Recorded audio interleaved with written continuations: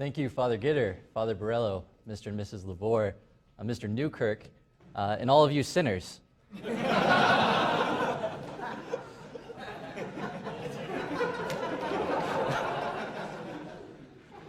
I greet you in this way because that's the way that my priest hero, Father Christopher Shockley, greets anyone that he's close with.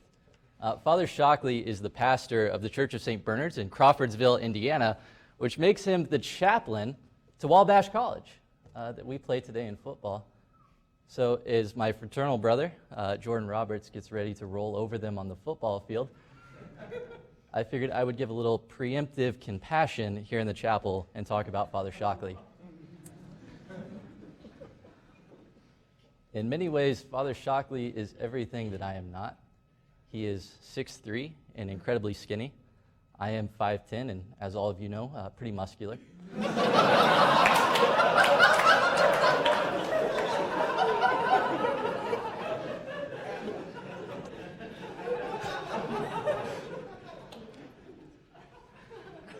I like to read a lot of books, and Father Shockley thinks they make great decorations on a shelf. Father Shockley's the kind of guy that needed to get a big couch in a second floor, so he took out the windows, got some ropes, made a pulley system, and got them in. We were the talk of Tipton. I would just get a smaller couch. So I choose to talk about Father Shockley, though, because his life shines forth the fact that the priest is all things to all people. Like God the Father walking in the garden with Adam and Eve, or like Christ being close to us and becoming human, so too the priest must be among his people and close to them and share their lives. So Father Shockley is an example of this. He's been ordained for 6 years, but already has played a major factor in 5 men's decisions to enter the seminary, the first of whom was ordained to the priesthood last year, which means that he first lived this example as a seminarian and then as a priest. In my own life, Father Shockley has truly been all things to me. He's been priest, spiritual director, friend, best friend, brother, father figure. At one point, having been an aquatics instructor, he decided I need to overcome a fear of swimming I had since I almost drowned as a child.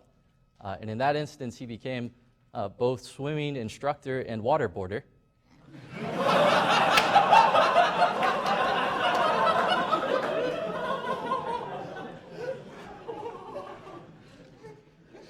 And as I prepared to depart for seminary last fall, Father Shockley told me it was like having a son leave for college. And many of my brothers from the Diocese of Lafayette in Indiana, and some of those who have done net, could share similar experiences about Father Shockley. Father models spiritual fatherhood because he lets himself be sought out, but also he seeks out those that do not yet know they desire to be sought. He relentlessly pursues us in our holiness, and in that he realizes he must enter into both our strengths and our joys, as well as our sorrows and our brokenness. Father told me 2 things that show these 2 dynamics of spiritual fatherhood. The first, over 3 years together, don't you think Jesus laughed with the apostles? Secondly, to really love anyone, you have to suffer for them. The most important thing that I've learned from Father, which I apply whenever I'm home in the parish or out on my AO, or whenever I meet someone new out on campus, is that to truly foster an encounter with Christ and his church, we must do more than minister to them. We must love them, and we must share our lives with them.